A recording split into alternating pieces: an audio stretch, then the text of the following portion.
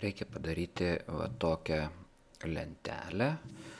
Aš čia jau padariau jos tokį kaip maketą.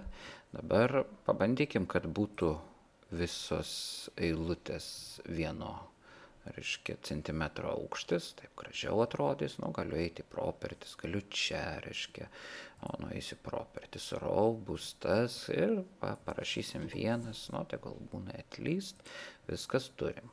Dabar šitos turėtų būti, kol kas vertikaliai per vidurį užrašai ir dabar kompiuteris, o šičia mes tą, vietą suliekim. Tai padarykim, pasukim, o taip, ir dabar galime šitą patraukti ir dar va šitaip sucentruoti. Turim kompiuteris. Dabar reikėtų padaryti va tokius laiptelius, kaip tokie dalykai daromi.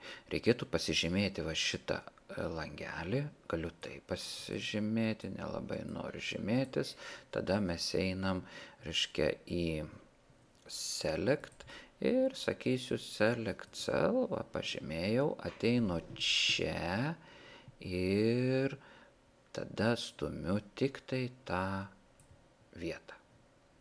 Toliau pasižymiu šitą vėl select cells, stumiu, šitą laiptelį, pagaunam taip, pelę, stumiu šitą, o šitą mes sujungiam, vėl bus sujungimas, kažkas panašaus, čia jau galim nežymėdami pratraukti, šitą irgi truputėlį galim pamažinti iš tos vietos, per daug, gal dar truputėlį iš čia, kad mažesnė būtų, galim bandyti ir švis lentelę pamažinti, taip, va šitaip, šitą irgi jau dabar nebūtina žymėti, truputėlį netelpa, tai padidinkim šitą, kad tilptų, va taip,